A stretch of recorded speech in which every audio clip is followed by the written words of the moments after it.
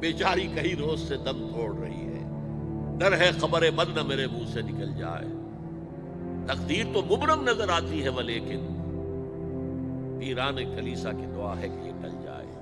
تو پہلی بات میری ختم ہوئی، عالمی نظام خلافت دنیا کی تقدیر مبرم ہے، ہو کر رہے گی، اس میں کسی صاحب ایمان کو کوئی شک، کوئی شبہ، کوئی ریب نہیں ہونا چاہیے۔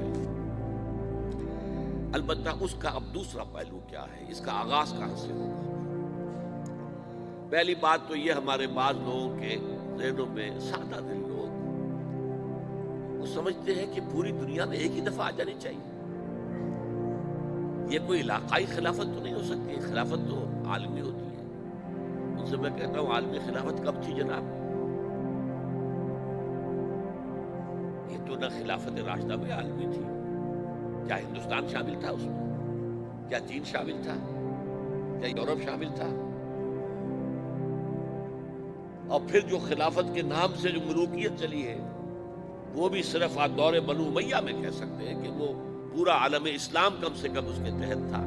بعد میں خلافت عباس، بنو عباس میں اور فاطمیین کی خلافت میں اور آل عثمان جو ہیں آٹومان ٹرکس کی خلافت میں ٹکڑے تھے، اس سے بکھرے تھے، کوئی مانتا تھا کوئی نہیں مانتا تھا۔ اور سب سے بڑی بات یہ، اگر ایک دم پوری دنیا پر خلافت قائم ہو سکتی تو حضور کے دست مبارک سے ہوتی، لیکن نہیں ہوئی۔ نتیجہ کیا نکلا؟ ایک ملک میں حضور نے قائم کر دی، جزیرہ نما عرب،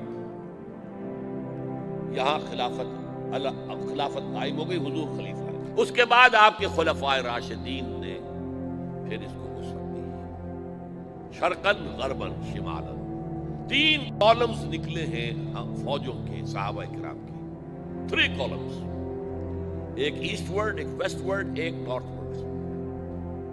ایک عراق کو فتح کرتے ہوئے ایران میں پہنچ گیا، خراسان تک چلا گیا، ایک شام کو فتح کرتے ہوئے اور پھر سینائی پیننسولا سے ہو کر افریقہ میں داخل ہوا اور اٹلانٹک تک پہنچ گیا، تیسرا سیدھا شمال میں گیا، لیکن یہ زیادہ دور نہیں جا سکتا تھا، کوکیشین ماؤنٹینز آ گئے، کوہ قاف، اس زمانے میں تو یہ یوں سمجھیے کہ امپیسیبل تھا، کوہ قاف، لہذا وہاں ہو گیا۔ اب بھی یہ ہوگا، کسی ایک جگہ سے شروع ہوگا پھر پھیلے گا، اس کے سوا کوئی چارہ کار ہے ہی نہیں۔ اگر ہر جگہ پوری دنیا میں ایک ہی وقت میں ہو سکتا تو حضور کے دست مبارک سے ہوتا صلی اللہ علیہ وسلم۔ اب وہ نقطہ کون سا ہوگا، نقطہ آغاز کون سا ہوگا؟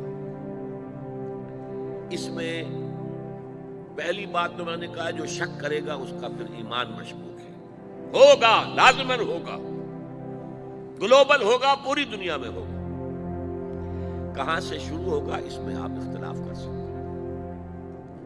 لیکن مجھے تو 2 حدیثیں تو ملی ہیں جن سے یہ اندازہ ہوتا ہے کہ یہ اس مشرقی خطے سے ہوگا، عرب کے مشرق کی جانب کسی ملک سے ہوگا، کسی خطے سے ہوگا۔ وہ حدیثیں بھی اب آپ پڑھ لیجیے۔ پھر میں کہہ رہا ہوں یہ خزانہ ہے جو ہم نے آپ کی خدمت میں پیش کیا ہے، کاش کہ آپ اس کی قدر کر سکیں، یہ حدیثیں آپ کو ازبر ہو جائیں، یاد ہو جائیں، لوح قلب پر نقش ہو جائیں۔ ہندوستان اور خراسان یعنی موجودہ افغانستان کا ذکر ابن ماجہ کی روایت ہے، عن عبداللہ ابن الحارث رضی اللہ تعالی عنہ قال رسول اللہ صلی اللہ علیہ وسلم یخرج ناس من المشرق یوطئون للمہدی یعنی سلطانہ، یعنی سلطانہ، دونوں طرح سے پڑھ سکتے ہیں۔ حضرت عبداللہ ابن حارث فرماتے ہیں رضی اللہ تعالی عنہ کہ حضور نے ارشاد فرمایا، مشرق کی طرف سے وہ فوجیں نکلیں گی، لوگ آئیں گے جو عرب میں مہدی کی حکومت قائم کریں گے۔ یہ مہدی کون ہوں گے اس کا ذکر میں ذرا بعد میں کروں گا، لیکن نوٹ کر لیجئے کہ مہدی سے پہلے لازماً کسی مشرقی علاقے کے اندر وہ نظام قائم ہو چکے گا، تب وہاں سے فوجیں آئیں گی نا۔ یہ مشرق کون سا ہے؟ عرب کے مشرق میں آپ چلیے، ایران بھی آ جائے گا، افغانستان بھی ہے، پاکستان بھی ہے، اور اگر اسے اور توسیع دیں تو ہندوستان بھی ہے۔ یہ ہے عرب کا مشرق، اس سے فوجیں جائیں گی۔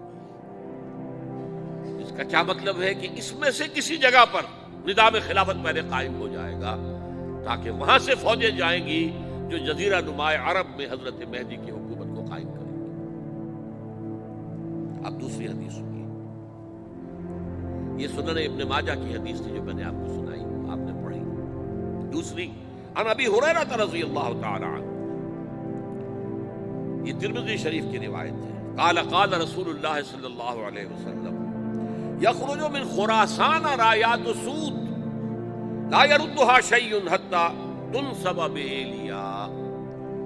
خراسان کے علاقے سے سیاہ جھنڈے لے کر فوجیں آئے گی، ان کا رخ کوئی موڑ نہیں سکے گا، ان کو پیچھے پھیر نہیں سکیں گے کوئی بھی، یہاں تک کہ وہ یروشلم میں جا کر جھنڈے نصب کر دیں گے۔ ایلیا حضور کے زمانے میں یروشلم کو کہتے تھے۔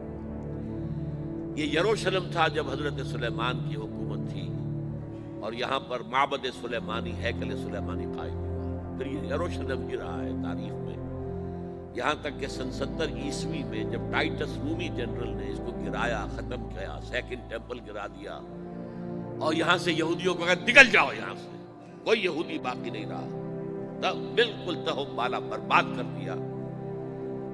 اس کے کوئی 150 سال بعد ہیڈریان، رومن ایمپرر ہیڈریان، اس نے پھر دوبارہ آباد کیا اس کو۔ 150 سال تک یہ بالکل بنجر اور بالکل غیر آباد پڑا تھا۔ اب ہیڈریان نے جب آباد کیا تو اس کا نام ایلیا رکھا، اب یروشلم نام نہیں تھا۔ تو حضور کے زمانے میں پھر اس کا نام ایلیا تھا، اور اب اس سے کیا معلوم ہو رہا ہے کہ یہ یروشلم مسلمانوں کے قبضے سے اس وقت نکلا ہوا ہوگا۔ ایک دفعہ پہلے نکلا تھا، سن 1099 عیسوی میں مسلمانوں کے ہاتھ سے نکلا، کروسیڈرز، عیسائیوں نے آ کر اس کو قبضے میں کیا، لاکھوں مسلمانوں کو مارا، قتل کیا۔ اس کو 1187 عیسوی میں واپس لیا ہے۔ کس نے لیا ہے؟ صلاح الدین ایوبی کرد۔ عرب کھوکھلے ہو چکے تھے، عربوں نے کھویا، واپس نہیں لے سکے، بہت حکومت کر چکے تھے، 400-500 برس کی حکومت کر کے، اور ان کے عیش اور ان کے آرام اب ان میں جان نہیں تھی کہ وہ واپس لے سکے۔ واپس لینے والا گرم کرد خون تھا، صلاح الدین ایوبی۔ تو گویا کہ اب آپ سمجھئے کہ 88 برس تک عیسائیوں کا قبضہ رہا یروشلم پر۔ اب 1967 میں یہودیوں نے قبضہ کیا ہے، اور اب 38 برس تو ہو گئے، 88 نہیں 38 برس تو ہو گئے، لیکن وہ دور آئے گا کہ اب پھر لیں گے، لینے والے عرب بھی نہیں ہوں گے، خراسان کے علاقے سے فوجیں آئیں گی۔ یہ خراسان کیا تھا؟ ایلیا تو میں نے آپ کو بتا دیا، یروشلم کا نام ہے۔ خراسان اس زمانے میں ایک بہت بڑے ملک کو کہتے تھے، کچھ حصہ پاکستان کا بھی اس میں شامل ہے، کچھ حصہ ایران کا بھی ہے۔ ایران کے اس حصے کو اب بھی خراسان کہتے ہیں، وہ ایک صوبہ ہے، خراسان ایک صوبہ ہے ایران کا چھوٹا سا۔ پاکستان میں خاص طور پر یہ جو علاقہ مالا کنڈ ایجنسی کہلاتی ہے، اس سے اوپر جتنا علاقہ ہے، اور یہ جو واخان کی ایک پٹی آتی ہے اوپر، واخان افغانستان کی ایک پٹی سی دم سی چلی آتی ہے جو جا کر چائنا کی سرحد سے مل جاتی ہے، یہاں سے لے کے یہاں تک یہ جو مالا کنڈ کا وہ درہ ہے اور پہاڑ ہے، یہ بھی خراسان کا حصہ ہے۔